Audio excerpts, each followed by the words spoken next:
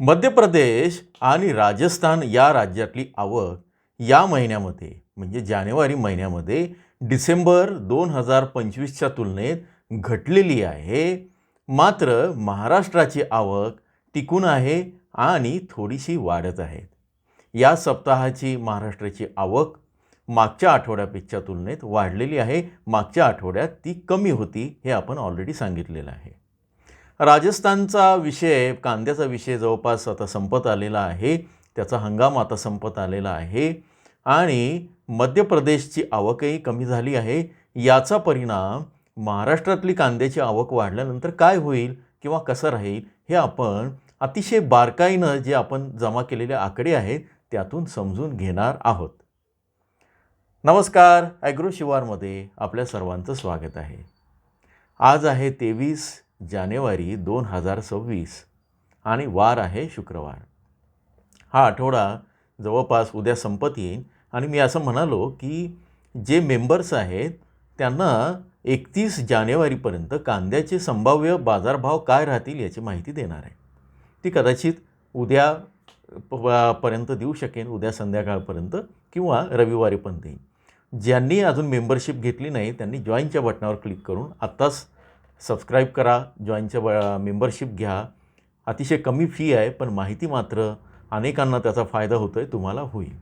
अर्थात ही तुमची मर्जी आहे. इथेही मी सांगत असतो ज्यांनी मेंबरशिप घेतली नाही त्यांनाही मी काही हिंट्स, काही टिप्स त्याही अचूक अशा सांगत असतो. तर आता विषय असा आहे की माझ्याकडे डिसेंबर 2025ची संपूर्ण देशाची आवक आहे आणि त्या तुलनेत 1 जानेवारी ते 23 जानेवारी, खरं तर ते 22 जानेवारी पण 23 जानेवारीचे पण काही आकडे त्याच्यामध्ये आलेले आहेत.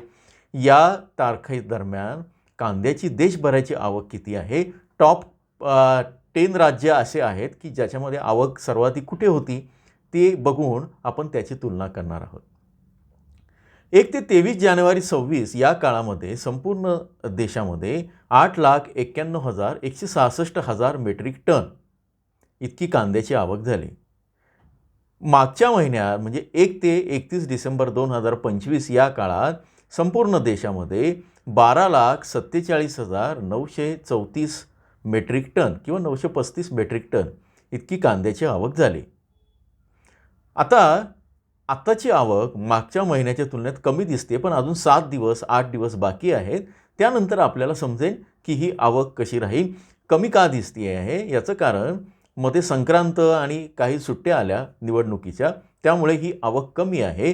26 जानेवारीला रविवारी पण सुट्टी आहे, म्हणजे रविवार आणि 26 जानेवारी अशी सुट्टी जर गृहीत धरली तर त्यामध्ये किती वाढ होते ते आपल्याला कळेल. आता मी मागच्या महिन्यात आणि या महिन्यात टॉप राज्य कुठलं की जिथे कांद्याची आवक झाली त्यावरनं तुम्हाला एक निष्कर्ष काढता येईल.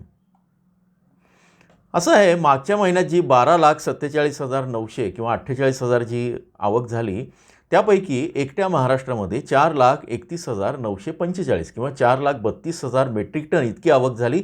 मध्य प्रदेशमध्ये 2,10,191 इतकी आवक झाली.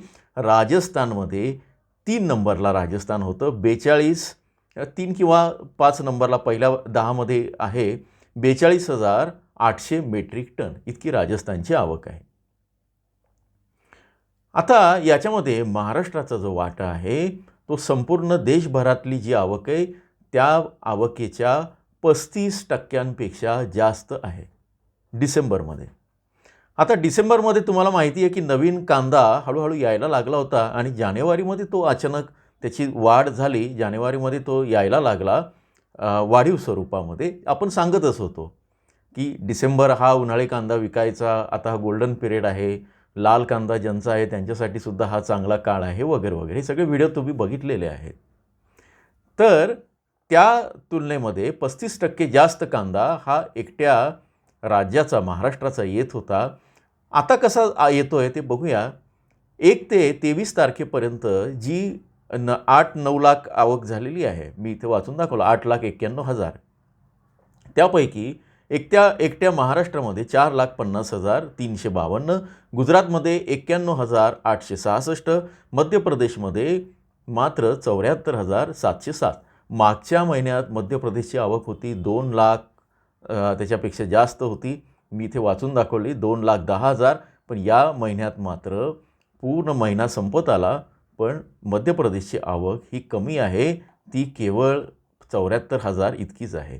कर्नाटकमध्ये 65,000, उत्तर प्रदेशमध्ये 34,000, तेलंगणा 25,000, दिल्ली 23,000, केरळमध्ये 22,900, पश्चिम बंगालमध्ये 20,500, पंजाबमध्ये 19,698 आणि राजस्थानमध्ये अवघी 16,104. राजस्थानमध्ये अवघी 16,104 या संपूर्ण महिन्याची आवक आहे.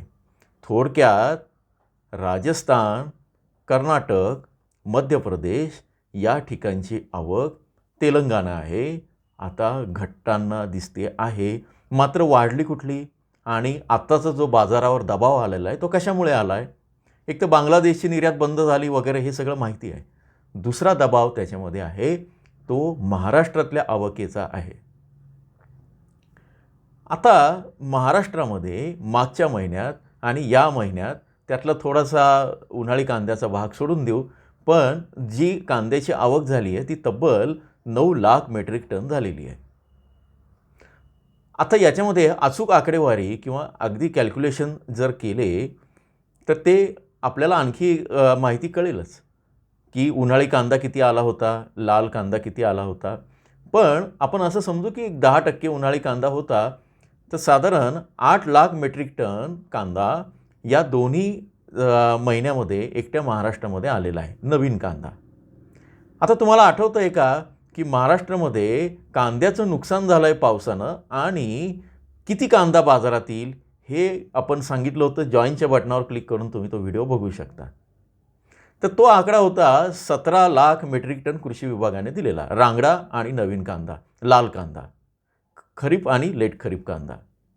तर आता या 17 लाखापैकी आता आलेला आहे साधारण 9 लाख 8 लाख कांदा आलेला आहे आणि आता 11 लाख मेट्रिक टन कांदा यायचा आहे.